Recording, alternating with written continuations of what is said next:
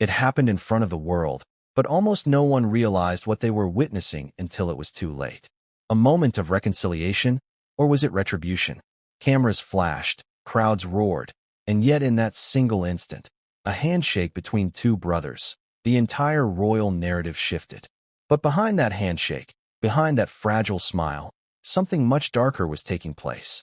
Because what followed was a royal announcement so brutal, so symbolic, that it would change Meghan Markle's life forever. Prince William didn't just speak that day, he delivered a verdict. Before we continue, please hit the like button, subscribe to the channel, and turn on the notification bell for updates. And the woman who once held the world's sympathy? She was about to lose everything. Let's rewind for a moment. How did we get here?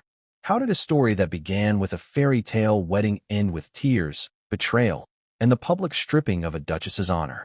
Ask yourself this. When Prince Harry extended his hand toward his brother, was it forgiveness or farewell? For years, the world had watched this family fall apart.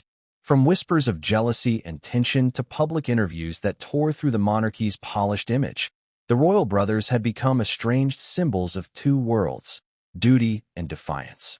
Yet in that moment, that perfectly timed, perfectly lit handshake, the air shifted. You could feel it. It wasn't just a handshake between two men. It was a signal, and Meghan Markle, watching from afar, knew it. Witnesses said she looked pale, that her hands trembled slightly as she realized what the cameras had captured. This wasn't reconciliation, it was revelation. Because moments later, Prince William stepped up to a microphone and uttered words that no one, not even royal insiders, were prepared for. He didn't mention Meghan by name at first. He didn't have to. Every syllable, every pause, every measured glance told the story. The integrity of our family must be protected. The traditions of the crown must be upheld. The crowd fell silent. Reporters looked at one another, uncertain if they were hearing what they thought they were hearing. But inside that silence, a storm brewed. Within hours, social media exploded. William is calling for Meghan's titles to be revoked. The palace is moving against the Duchess. Harry's handshake was the final goodbye.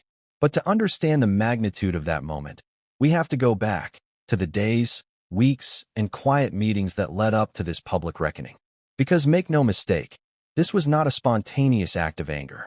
This was a plan, a deliberate, careful, and coldly executed royal strategy. And yet, it began with something deceptively simple, a message from William to his father, King Charles. Before the cameras, before the headlines, there were whispers. Whispers of growing concern inside the palace, of staff resignations, of private memos circulating between senior aides. Meghan's name appeared again and again, attached to words like controversy, defiance, and division. William, known for his patience, had reached his breaking point. But what exactly pushed him over the edge? Was it Meghan's endless media maneuvers, or something far more personal? You see, while the public saw photo ops and headlines, behind those palace gates, a war of image and influence was raging. William saw himself as the guardian of the monarchy, its future king, its shield against scandal. And to him, Meghan wasn't just another royal consort. She was a threat to the very fabric of the institution. But here's where it gets ironic. The same woman once hailed as a modernizer of the monarchy was now accused of tearing it apart from within. And when William extended his hand to Harry that day, the world thought it was the end of their feud. They were wrong. It was the beginning of Meghan's downfall. Let's pause on that image again. Two brothers standing side by side after years of silence. Harry, emotional, blinking away tears. William, reserved, his expression unreadable. The crowd cheering as if history had healed itself. But something was off. There was a tension in William's jaw, a firmness in his posture that didn't scream forgiveness. It screamed finality. This wasn't about patching up old wounds. This was about closing a chapter. And Meghan? She was watching it unfold in real time, thousands of miles away. Insiders claim she was in California, surrounded by her closest aides, preparing for a scheduled podcast recording. She had no idea what William was about to say. No one did. But when his speech began to circulate online, her reaction was immediate: shock, disbelief, then silence. One staffer described her face as frozen, like she'd seen a ghost. Because this wasn't just a speech. It was a warning shot from the heir to the throne. William had finally spoken, and his words were a declaration of intent. For months, there had been speculation that the monarchy was considering reviewing the Sussexes' royal status. Some called it rumor, others propaganda. But now it was real. The heir to the throne was calling for accountability, and by extension, retribution.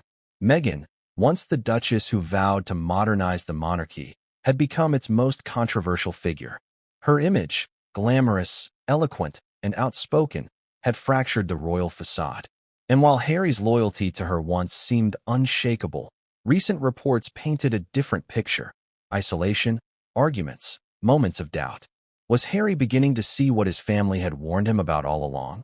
When he shook William's hand, was it a truce or an admission of guilt? The handshake wasn't rehearsed. It wasn't even supposed to happen. Sources close to royal aides revealed that it took everyone by surprise. It was instinctive, one insider said. But it was also symbolic. Harry knew what he was doing. And so did William. That gesture sent a global message louder than any press release could. Harry was no longer standing in Meghan's shadow. And Meghan knew it. Because behind every public act of forgiveness, there's a private moment of betrayal. Think about it. How many times have we seen Meghan at the center of controversy, only to claim she was misunderstood, silenced, victimized? But this time, the narrative wasn't hers to control. The royal family had reclaimed the stage, and William had drawn the line. This was the first time since the Queen's passing that a senior royal had directly addressed the issue of royal integrity and responsibility, words long seen as code for the Sussex drama. In other words, William wasn't just defending the crown. He was dismantling the house Meghan built. And here's where the emotional weight hits hardest. Meghan wasn't just losing her titles. She was losing her place in history. Once hailed as a modern icon, a symbol of change, she was now being cast out as a cautionary tale. The woman who wanted to redefine royalty was now being erased from its pages. Can you imagine what it must have felt like, watching that unfold live, hearing your name whispered as a symbol of failure, while the man you love shook hands with your greatest critic? Tears, anger, disbelief, all collided in that moment. But the story didn't end there. Because this wasn't William's first move. It was the culmination of months of strategic silence, quiet conversations with Charles, and subtle groundwork laid within the palace walls. From senior aides to legal advisors, every piece was being aligned toward one outcome: the official removal of Meghan's royal privileges. Behind the scenes, Meghan's PR team was scrambling to assess the damage. Calls were made, statements drafted, but it was too late. The narrative had already escaped her control. William had beaten her at her own game, by saying less, but meaning more. And as that handshake replayed across every major news network, one truth became undeniable. The brothers had found peace, but Meghan had found exile. Every fairy tale has a villain, and for the British public, that role had already been cast. Whether justified or not, the tide of opinion had turned. But here's the real twist. William's announcement wasn't the end of Meghan's story. It was only the beginning of the next royal war, one that would be fought not in the palace corridors, but in public opinion, global media, and the very hearts of the people watching. Because what William said next would take this conflict from private pain to public execution. And no one, not even the king, was prepared for what he was about to reveal. It started with a moment so ordinary, so brief, that at first glance, it didn't seem historic at all. Two men, brothers, walking toward each other across the polished courtyard stones outside Westminster. Cameras flashed, the crowd murmured, and a chill breeze rippled through the sea of black coats. Then it happened. Prince Harry extended his hand. Prince William took it, and in that fraction of a second, the world stopped breathing. No one expected it. Not the press, not the royal aides, not even the king, who stood a few feet away watching his sons with a carefully neutral face. It was the handshake that rewrote headlines, that sent shockwaves through the monarchy, and that triggered Meghan Markle's quiet collapse half a world away. But let's not gloss over this moment too quickly.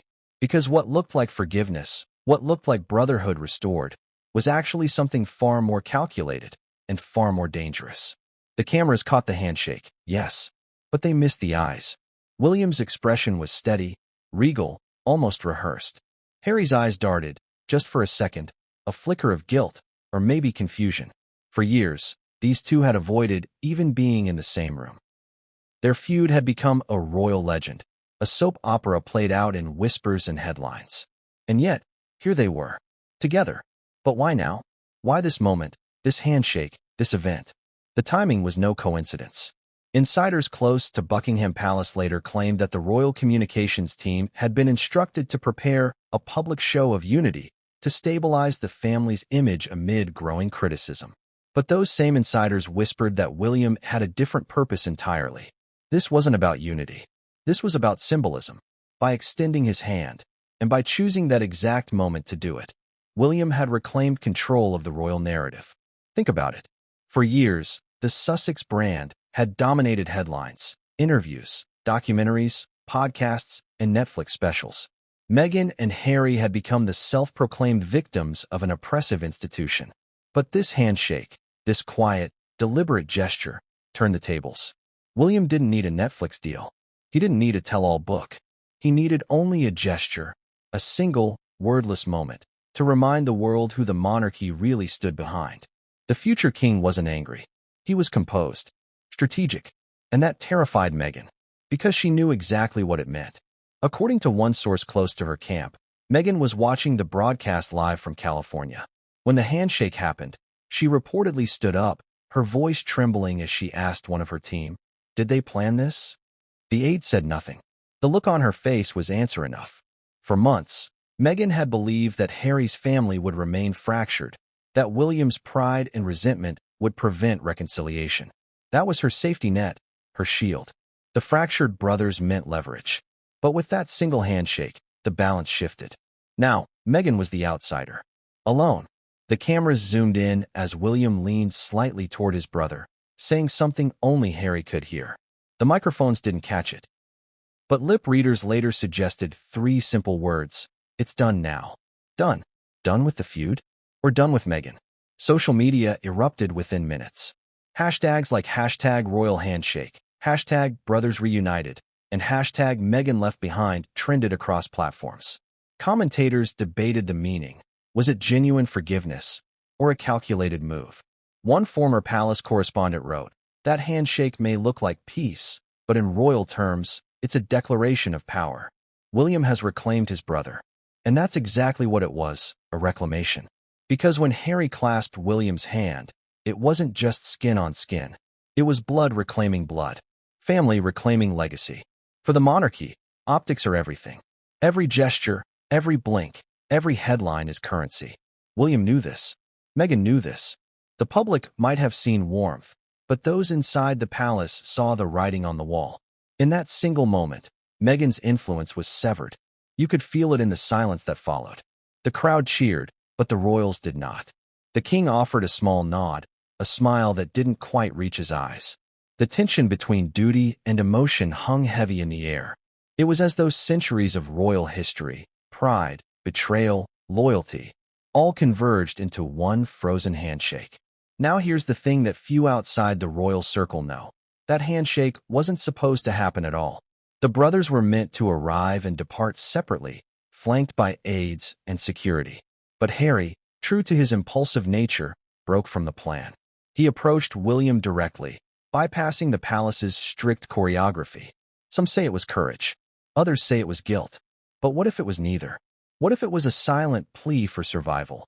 One last attempt to reclaim his place before the gates closed for good. Because make no mistake, Harry knew something was coming. In the days leading up to the event, multiple royal insiders reported that William had been meeting privately with King Charles and senior advisors. The topic? Future representation within the monarchy. That's royal code for who stays in the inner circle and who gets quietly erased. When Harry walked toward his brother that day, perhaps he wasn't extending forgiveness. Perhaps he was begging for mercy. But William wasn't in a forgiving mood. He had spent months preparing for this day, carefully balancing his public image as the compassionate heir with his private mission to restore order. In his eyes, the Sussex chaos had gone too far. The interviews, the accusations, the constant undermining of the crown, all of it had tarnished the monarchy's global reputation. For William, enough was enough. And so, as he clasped his brother's hand, his jaw tight, his eyes unreadable, the message was clear. the monarchy comes first. Always. The reporters who were present that day later noted a distinct change in William's demeanor afterward. He appeared lighter, calm, almost relieved. One described it as a man who had finally made a decision. But Meghan? Meghan saw it for what it truly was, a public execution disguised as reconciliation. Because only hours later, William would step up to the podium and deliver the speech that would shatter her royal identity. Back in California, as Meghan replayed the footage, she reportedly whispered something under her breath. "He's won." Those words, though simple, carried the weight of her downfall. Now, let's take a closer look at the aftermath of that handshake, because the reaction wasn't confined to the palace walls. Around the world, media outlets dissected every frame. Body language experts were brought in. Psychologists analyzed micro-expressions. Every blink, every nod became headline material. But amidst the frenzy, one theory gained traction, that the handshake had been coordinated in advance between William and the king. But not Harry. If true, that would mean Harry was playing a part in a royal performance he didn't even know he was in. Imagine that. The same man who had accused his family of manipulation was now being outmaneuvered by their silent choreography. Every royal move is a message. And this message was devastatingly clear. Harry was forgiven. Meghan was forgotten. But the emotional weight of that moment wasn't lost on those inside the palace. One staffer reportedly said, "It was painful to watch. You could see the love, but also the loss. It was two brothers, but only one heir." That night, as coverage flooded global news networks, something eerie happened. Meghan's team went quiet. No public statement. No social media post. No spin. For the first time, silence was her only response. And in royal media, silence is the loudest scream of all. So, let's ask the uncomfortable question. Was the handshake a trap? Did William set the stage, knowing that one public display of brotherly peace would isolate Meghan completely? That the world would rally around the brothers and forget the woman who divided them? It's entirely possible. After all, no one understands public perception better than the royal institution. They've survived wars, scandals, and centuries of shifting loyalty through mastery of image. William's handshake wasn't random. It was royal theater, the monarchy's most ancient weapon. By the time the event ended, the crowd was roaring, the press was euphoric, and Harry was left blinking under the weight of what had just happened. He smiled, faintly, but it didn't reach his eyes. Because somewhere, deep down, he must have known. The palace had just played its final card. And Meghan? She was watching that card fall, face up, with her name written in invisible ink. What came next would make history, because William wasn't done. The handshake was only the prelude. His real move would come hours later, during his speech, when he turned that symbolic gesture into a royal declaration. And the world? It would never look at Meghan Markle the same way again. But what exactly did William say? What words could cut so deeply, so publicly, that even the king was left stunned? The answer lies in what happened next, and in the secret planning that made it possible. Because the handshake wasn't the climax. It was the opening act, and the real show was just beginning. It was supposed to be a quiet morning in Montecito. The sun was high over the Californian hills, the Pacific shimmered beyond the glass windows, and Meghan Markle was seated at her kitchen island, her phone buzzing endlessly with updates from London. She had her tea, chamomile, her usual, untouched. A laptop screen in front of her showed the live feed. At first, she didn't react. The image flickered, Prince Harry walking up the stone steps toward his brother. Then, the unthinkable, the handshake. Her hand froze around the mug. In that instant, the air seemed to leave the room. People in the house, her assistants, her PR manager, one of her security staff, later described a silence that could be felt. A silence heavy enough to crush glass. Meghan stared at the screen, not blinking. Her face pale, lips slightly parted. And then, like a thunderclap, it hit her. "No," she whispered. "He wouldn't." But he had. She replayed the footage. Once, twice, 3 times. Unable to look away. The handshake wasn't just a gesture, it was a message. A public declaration that Harry was back in the royal fold. That William had forgiven his brother. That she, Meghan Markle, was no longer part of the story. Her phone vibrated again. Her PR manager hesitated before speaking. "Meghan, this is trending everywhere. Every outlet, every headline says." I know what it says, she snapped, voice cracking mid-sentence. It wasn't anger, not yet. It was disbelief. Because for Meghan, the monarchy wasn't just family politics. It was the stage she'd fought for, the platform she'd once controlled. Every move, every camera flash, every speech had been her domain.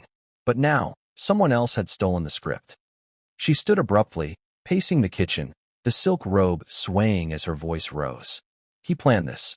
He planned this. Her team stayed quiet. They knew better than to interrupt. Then came the news alert, William's speech. The words were vague, yet heavy with implication. The crown must uphold integrity. Those who act outside its values cannot represent its honor. Meghan slammed her phone on the counter. He's talking about me. The room stayed silent. Her breathing quickened. It wasn't just humiliation, it was fear. She knew what came next. Public condemnation. A wave of negative press.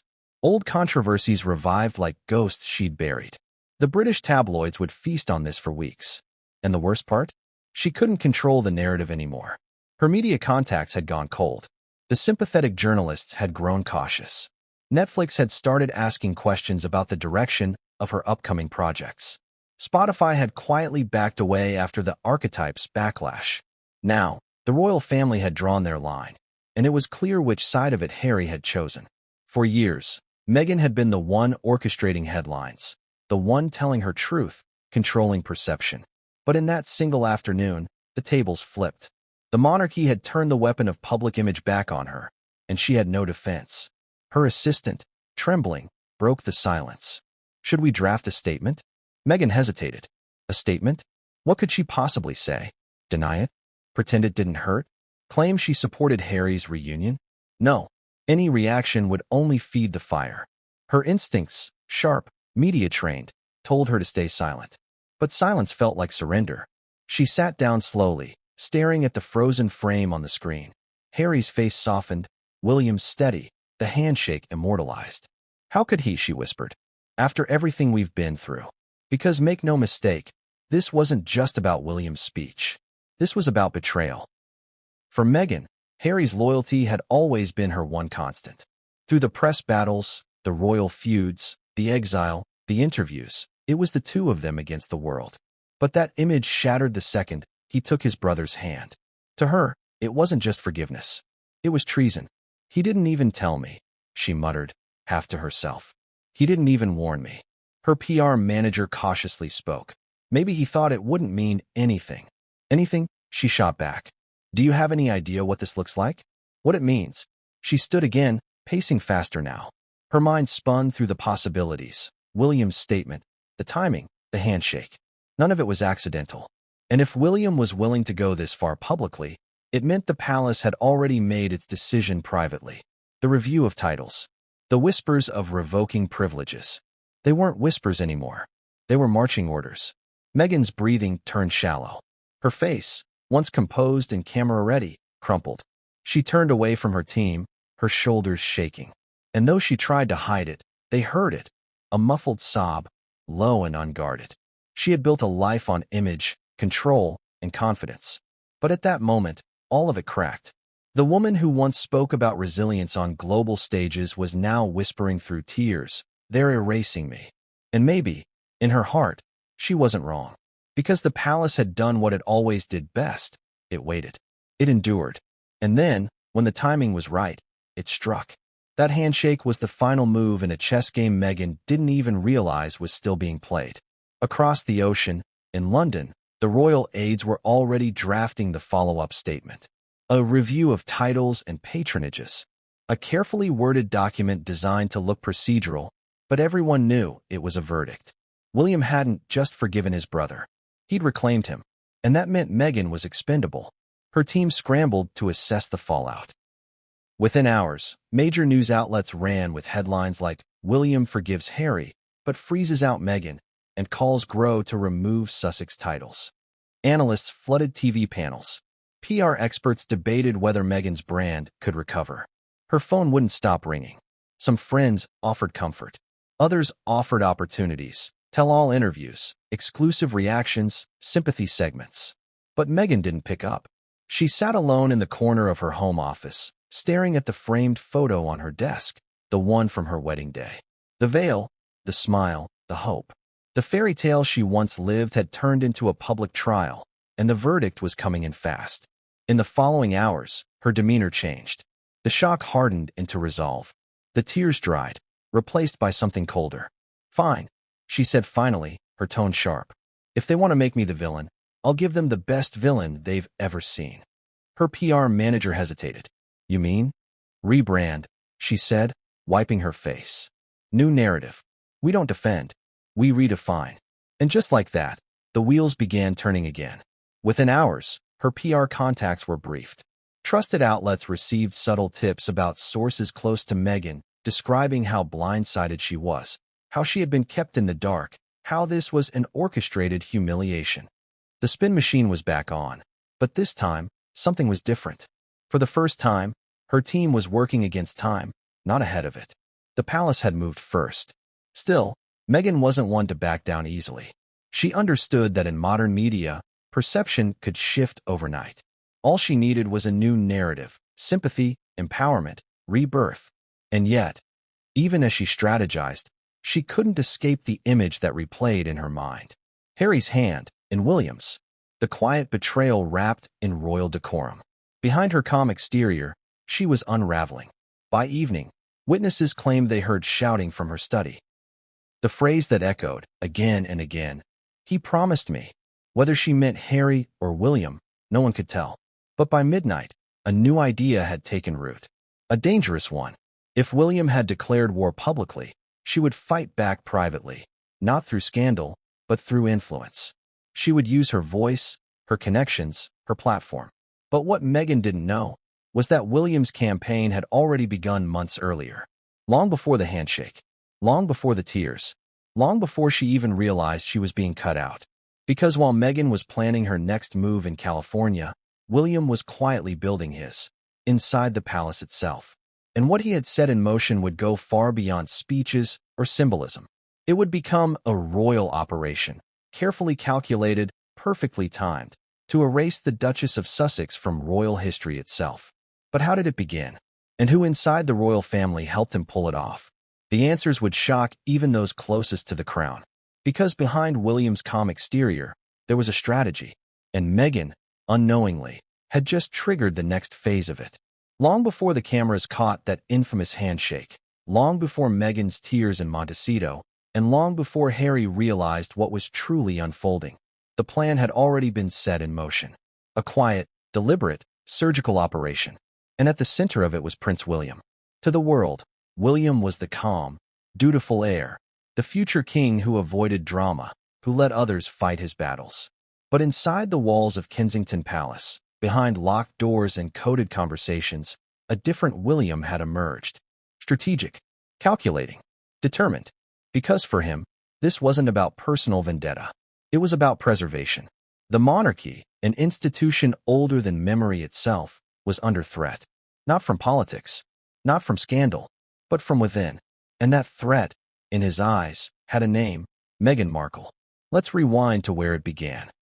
Months after the Oprah interview, when Harry and Meghan's revelations sent shockwaves around the world, William sat in his private study with a handful of senior aides. The mood was tense. The windows were drawn, the soundproof doors sealed. The agenda was simple.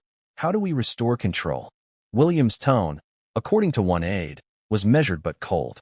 "We can't allow her to rewrite royal history," he said quietly. "The crown cannot respond emotionally. We act quietly, we act precisely." That meeting would become the beginning of what insiders later called Operation Reinstate. Its purpose? To rehabilitate the monarchy's image, reposition the royal brothers, and, most controversially, neutralize Meghan's growing influence in global media. But how do you silence a woman whose entire brand thrives on attention? You take away her audience. And that's exactly what William set out to do. He started small, meetings with palace communications teams, subtle conversations with sympathetic journalists. No direct orders, just hints, nudges, and questions asked at the right moments. Why does every headline still mention her?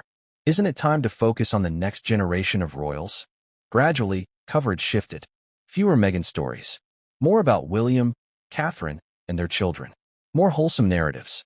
The heir and the family man, image was pushed subtly, consistently. Every public outing, every photograph with his kids, every quote about duty, all of it was part of the repositioning. And while Meghan was speaking about freedom on podcasts and panels, William was reminding the world of stability. The contrast was devastatingly effective. Behind the scenes, William also began building alliances. Princess, and famously blunt and unimpressed by Hollywood flair, became one of his closest confidants. Together, they discussed legacy, honor, and reputation. It was, and who reportedly told him, "You don't need to fight her publicly. History will do that for you. Just make sure it remembers your version." Those words stuck, because what William understood, and what Meghan underestimated, was that the royal family doesn't fight wars in tabloids. It fights them in silence, in optics, and in endurance. Over the next year, while Meghan was giving interviews and launching projects, William was reshaping the royal structure from the inside. He quietly reassigned certain senior aides, the same ones who had once handled Meghan's correspondence, to new positions within his team. Files, digital archives, and internal communications began migrating into Kensington's control. It wasn't a purge. It was containment. William knew that when the moment came, the palace needed to be unified, not fractured. At the same time, he began meeting regularly with King Charles and key advisors. Their gatherings, usually informal, took place late in the evenings, often after public engagements. A source close to the family described them as strategy nights. The topic was always the same. How do we bring stability back to the crown? Charles, ever the diplomat, hesitated at first. He still believed in reconciliation. But William's patience had run out. "This isn't about forgiveness," he told his father. "It's about credibility. The longer this goes on, the weaker the monarchy becomes." And then came the pivotal moment. A series of internal reports from royal staff detailing serious reputational risks associated with the Sussex brand. The findings were blunt. Meghan's public image was now a liability, not an asset. That was all William needed. He pushed forward the idea of a formal review, not a public confrontation, but an administrative assessment of all royal titles, patronages, and roles associated with the monarchy. On paper, it was routine. In practice, it was a precision strike. Because once such a review began, Meghan's royal privileges could be quietly stripped under the guise of protocol. No scandal, no spectacle, just quiet removal. The genius of it all? The palace could claim it wasn't targeting anyone in particular. The process would appear bureaucratic, even boring. But William knew exactly where it would end. And he wasn't alone. Princess Anne lent her full support, citing the importance of discipline and precedent. Even Queen Camilla, though cautious, reportedly agreed that the royal brand can't afford distractions. The machinery was in motion. Meanwhile, Meghan had no idea. She was busy finalizing deals, curating her image, and planning her next wave of appearances. In her mind, the monarchy was a distant echo, something she had outgrown. But inside Buckingham Palace, she was still very much the subject of conversation. Reports began circulating about her behavior toward staff during her time as a working royal. Allegations resurfaced, quietly reignited. Letters that had been filed away were discreetly revisited. The narrative being shaped was clear. Meghan wasn't a victim. She was a disruptor. A senior palace aide later described it bluntly. The goal wasn't to destroy her. It was to discredit her, to make her unreliable in the eyes of the public. And it worked. By the time William's campaign reached its peak, Meghan's credibility was already fracturing. Each new public appearance she made was met with more skepticism than sympathy. Her speeches about healing and empowerment were met with online ridicule. Her image as the modern royal rebel was collapsing under the weight of overexposure. And William? He stayed silent. Calm. Regal. Every silence from him was interpreted as dignity. Every word she spoke was labeled drama. It was a masterclass in image warfare. But William wasn't satisfied yet. There was one more move he had to make. The final act that would turn quiet strategy into public reality. The speech. The one he would deliver weeks later, standing before cameras and dignitaries, speaking not as a brother, but as an heir. The integrity of the crown must be preserved. The family's values must be defended. Representation is a privilege, not a right. To the untrained ear, it was vague. But to insiders, it was unmistakable. That line, Representation is a privilege, not a right, was the coded message. The final confirmation that Meghan's title, her royal standing, and her legacy were already being erased. And when William shook Harry's hand that day, it wasn't forgiveness. It was punctuation. The full stop on a 3-year strategy that began in a quiet room with a single question. How do we take back control? The plan was complete. The crown had its order back. The monarchy had its heir. And Meghan Markle? She was now standing on the edge of royal oblivion. But the story doesn't end here. Because while William had been quietly building his campaign, an unexpected ally had been feeding him information. Someone from inside Meghan's circle. Someone who saw everything. Someone who wanted redemption. And when William received that letter, the one that exposed Meghan's private dealings with palace staff, it became the smoking gun that sealed her fate. The letter that changed everything. The letter that would soon leak and confirm that Meghan's fall wasn't an accident. It was destiny. But who wrote it?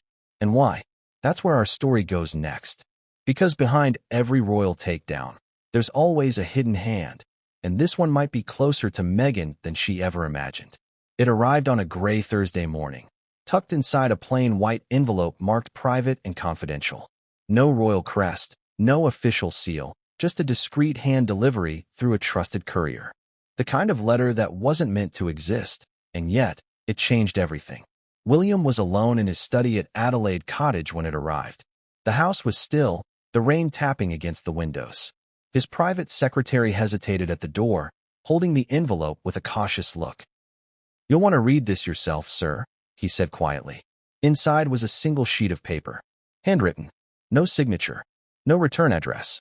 But the moment William began to read, he knew exactly who it came from. The handwriting, neat, deliberate, belonged to a former palace aide. Someone who had worked closely with Meghan during her short time as a senior royal. Someone who had seen things and finally decided to speak. The letter didn't accuse. It revealed. It described in calm, devastating detail the behind-the-scenes behavior that the palace had long tried to bury. The outbursts. The dismissals of long-serving staff. The verbal lashings delivered behind closed doors. The way Meghan allegedly pitted departments against one another, always framing herself as the victim while pulling strings no one could trace. But it wasn't gossip. It was documentation. Attached were photocopies, internal memos, complaint drafts, emails that had been lost during the Sussex exit. One note read, "She said she'd rather burn the palace down than let them silence her." Another referenced late-night calls to aides, demands for rewritten speeches, and emotional manipulation. William read in silence. His jaw tightened. It wasn't shock, not entirely. It was confirmation. Everything he'd suspected, everything and had warned him about, everything Charles had brushed aside as family tension. It was all there in ink. But one line stood out. One sentence that hit like a hammer. "She told us she keeps certain recordings, insurance, she called it, in case the royal family ever turns against her." William leaned back in his chair. The room seemed to shrink around him. Insurance. Recordings. Hidden leverage. If that was true, Meghan hadn't just walked away from the monarchy. She'd declared war on it. And now, for the first time, William had proof. He folded the letter slowly, placed it back in the envelope, and locked it in the small black box under his desk. The box that only 2 people had access to, himself and his private secretary. That afternoon, he requested a private meeting with King Charles. The king listened without interrupting as William read excerpts aloud. His expression didn't change until William reached the line about the recordings.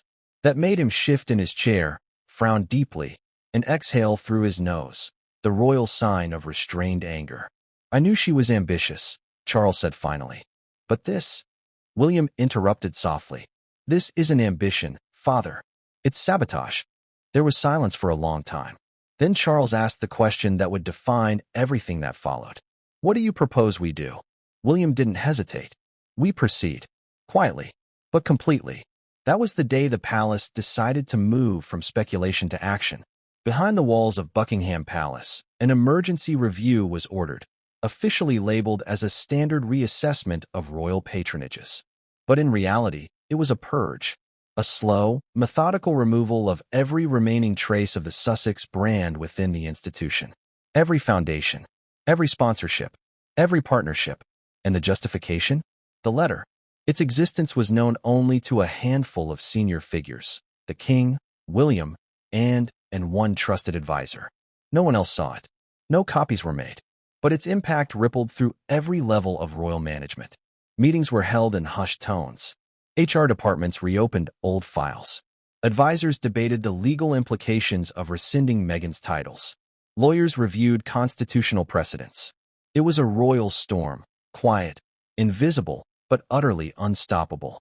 Meanwhile, Meghan had no idea it had even begun. Back in California, she was focused on relaunching her public image, new branding initiatives, charity talks, and what her team described as a global repositioning. She thought she was regaining control. She had no clue that the foundation beneath her royal identity was already crumbling. Then came the leak. A journalist known for his palace connections published a cryptic article in a major British outlet. The headline was innocuous. New concerns emerge over Duchess's conduct during royal tenure. The content, however, was explosive. Anonymous sources referenced internal complaints, unauthorized recordings, and a breach of trust at the highest level. No names, no letter, just enough to set the world ablaze. Meghan's phone lit up within minutes. Her PR team scrambled, demanding to know where the story came from. But the damage was done. The internet erupted with speculation. Old clips resurfaced. Former staff members hinted at bad experiences. And through it all, William remained silent. It was his most powerful move yet. He didn't need to say a word. The letter had spoken for him. Days later, another article appeared, this time in a more prestigious outlet, suggesting that the palace was conducting an internal review into the Duchess's former patronages. Again, no confirmation, but everyone understood what it meant. Meghan's titles were officially under scrutiny. The royal family had drawn its line, and William was the architect. But while the world debated whether Meghan would lose her Duchess title, few realized the deeper truth. This wasn't about punishment. It was about precedent. William wasn't just defending the crown. He was shaping its future. He knew that if the monarchy appeared weak, indulgent, or divided, its moral authority would collapse. And for a future king, image isn't vanity. It's survival. The letter was his weapon, quiet, deadly, irrefutable. Still, there was one thing he hadn't anticipated. Someone else had a copy. The original author of the letter, the palace aide who had risked everything to send it, had kept one version for themselves. Insurance, in case the truth ever needed to come out.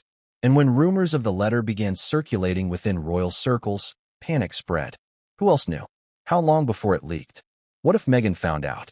William ordered total discretion. No acknowledgments. No denials. Nothing on paper. The fewer trails, the better. But it was too late. The existence of a sensitive internal document became royal gossip's worst-kept secret. Reporters started digging. Meghan's camp began whispering about forgeries and false leaks.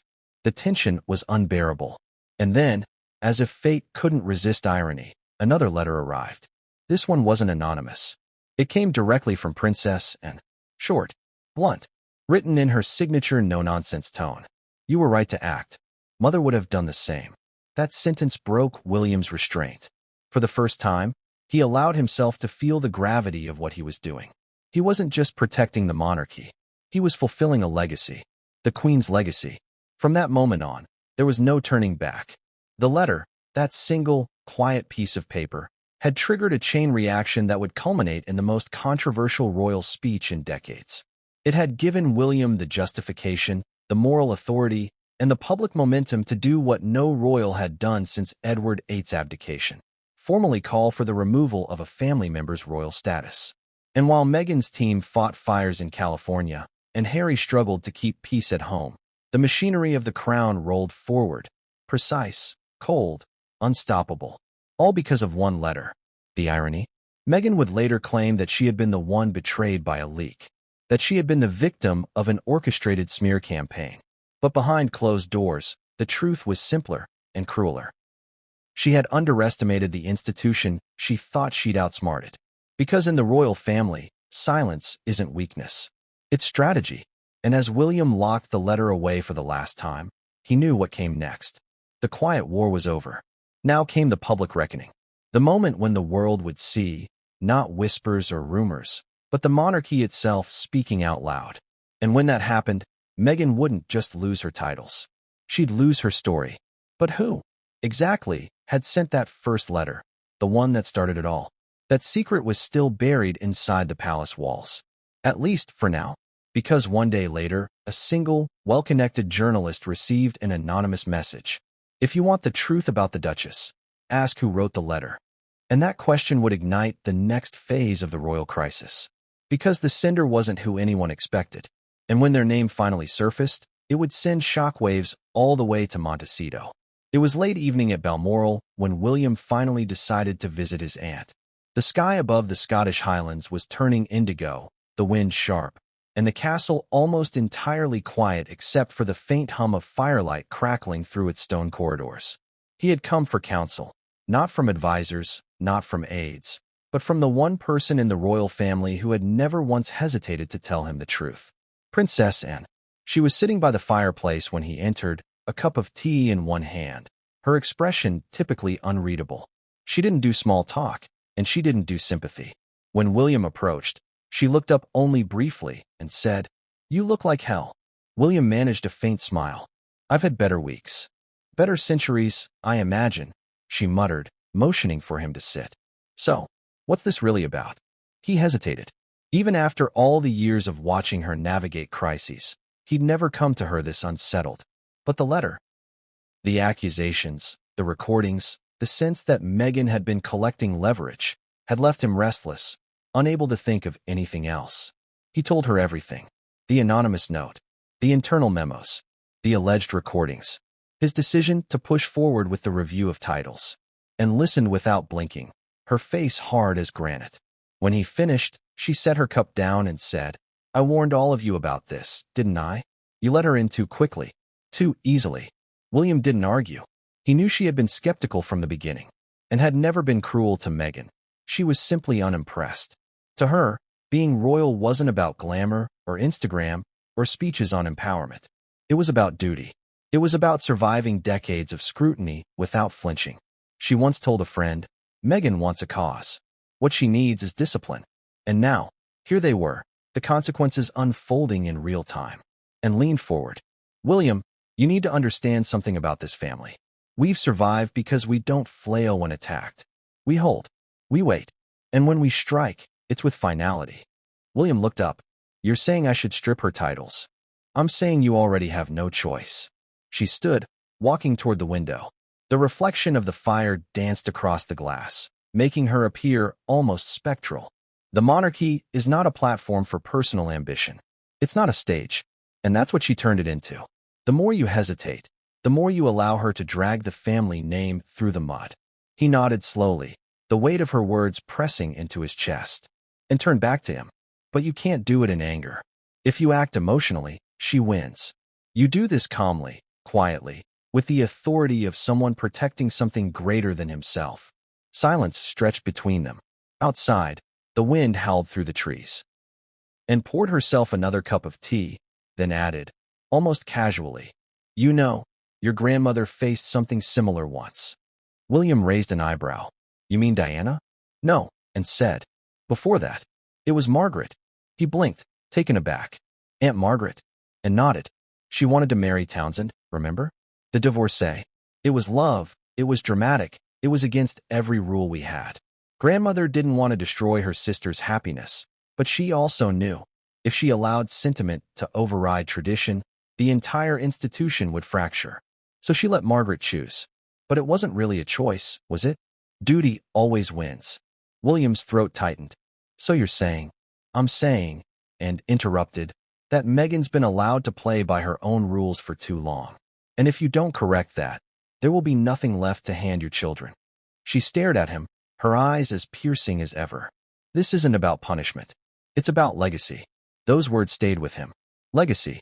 And moved back toward the fire. "Your father's too sentimental to make this decision. He still believes in reconciliation, bless him. But reconciliation is not stability. And stability is what you're going to need." William exhaled slowly. "The public will say I'm cruel." "The public says everything," she said flatly. "They'll scream for a week and forget by the next scandal. What matters is the precedent you set. Once you're king, No one questions your integrity. That's what this is about. He leaned forward, elbows on knees, staring into the flames. I keep thinking about Harry, he said quietly. He's different when she's not around. I saw it in his eyes. He's tired. He wants peace. And nodded. Then give him peace. But don't confuse that with weakness. If he wants his family back, he knows what it costs. For a long moment, neither spoke. The crackling fire filled the silence. Then Anne, in her blunt, unmistakable way, said what William already feared but needed to hear. She's not coming back from this. Not after that letter. Not after the review. Once her titles go, she's not royal. She's a brand. And brands fade. William looked up. You think she'll retaliate? Of course she will, and said. She'll cry on television. She'll call you names. She'll talk about forgiveness and bullying. Let her. The louder she screams, the calmer you become. That's how the monarchy wins, by outlasting the noise. Her words were ice, but beneath them was truth. And turned back to the fire, her tone softening slightly. You know, your grandmother used to say something I never forgot. A crown must be carried with silence. The moment it starts to explain itself, it loses its shine. Remember that, William. Don't explain. Don't justify. Just endure. He nodded, unable to speak. Then, and did something unexpected. She walked to the small side table, opened a drawer, and pulled out a worn leather notebook. This was hers, she said, handing it to him. Grandmother's diary. Not many have seen it. William hesitated. What's in it? Read the entry dated June 4th, and said. He flipped through the pages until he found it. The ink was faint, the handwriting immaculate. The passage was short. The crown must bend with time, but it must never bow. There will come a day when kindness will be mistaken for weakness, and loyalty will be tested by love. When that day comes, the heir must choose not who he loves, but what he serves. William read it twice. Then he closed the notebook slowly. Anne's voice was low but firm. She wrote that in 1955, during Margaret's crisis. But I think she meant it for you. A heavy silence settled. The weight of the monarchy, of duty, family, legacy, pressed down on him like centuries of history whispering in his ear, and stepped closer, placing a hand on his shoulder. You've always been the steady one, William. The one who doesn't lose his head. Don't start now. Make your move, and make it final. He nodded, eyes still on the fire. Then it's decided. Good, she said, already turning away. Just remember, when you remove someone's crown, do it cleanly. Don't let them bleed in public. It looks untidy. That dry, ruthless wit, classic Anne. He managed a small, humorless smile. You really are the family's coldest asset. And gave a shrug. Someone has to be. When William left Balmoral that night, the air was colder than before. The moon hung low, silver against the mist. His car waited at the gate, engine humming softly. As he drove off, he replayed her words in his head. The legacy, the silence, the duty. By the time he reached the main road, the decision was absolute. The process to remove Meghan's royal titles would begin immediately, quiet, methodical, and irreversible. Anne's advice had sealed it. And yet, there was one more twist to come, something neither of them could have predicted. Because the very diary Anne handed him, the one containing the Queen's words about love and duty, held another entry that no one in the family had ever read. An entry that spoke directly about an outsider who divides. A note written years before Meghan Markle had even entered the royal orbit. And when William discovered that passage, it would confirm his resolve like never before. But it would also open a haunting question. Had the Queen foreseen all of this long before it began? That revelation was next. The leather-bound diary lay heavy in William's hands as he sat alone that night. The scent of old paper mixed with wood smoke from the Balmoral hearth. Every page felt sacred. Every word a whisper from a monarch who had carried the weight of a nation longer than most of its people had been alive. He flipped through the delicate pages slowly, the candlelight flickering across the handwritten lines. And had told him to read the entry dated June 4th, and he had. But something about the rhythm of the writing drew him deeper. The Queen had always been precise, restrained, never one for dramatics. Yet in her private notes, there was honesty, even vulnerability. William turned a few more pages, curious. Then he saw it. A heading dated October 19th, 1987. The ink darker, the handwriting sharper, as though the writer's hand had trembled slightly that night. There will always be outsiders, it began. Some come to serve the crown. Others come to shape it. And there are those who come to divide it, cloaked in charm, speaking of modernity, but serving only themselves. William froze. He read the line again, then again. To divide it. He felt a chill crawl up his spine. It was impossible. The Queen couldn't have known about Meghan. This was written decades before she was even born. But the words fit too perfectly, too eerily. He continued reading, his pulse steady but his mind racing. I've seen it before, the entry went on. Those who mistake the crown's patience for weakness. They speak of freedom but desire control. They wear devotion like silk, and ambition beneath it like armor.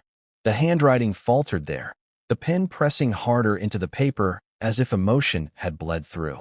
It is not malice that destroys a monarchy, but misunderstanding, the belief that one can love the crown and still change its nature. You cannot love the crown and expect it to love you back. William leaned back in his chair, staring at those words. The fire crackled behind him. The words felt like prophecy.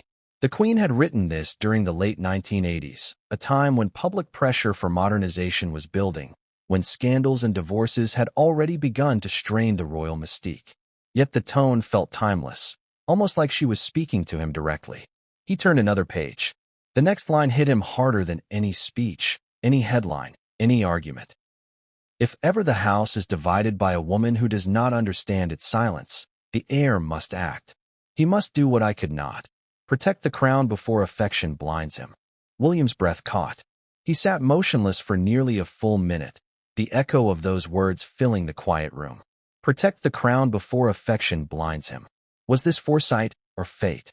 He felt as though his grandmother's voice was whispering from the margins. All those years she'd guided him, through his parents' divorce, through his mother's death, through his own heartbreak and duty. And yet, even after her passing, she was still guiding him. The irony wasn't lost on him.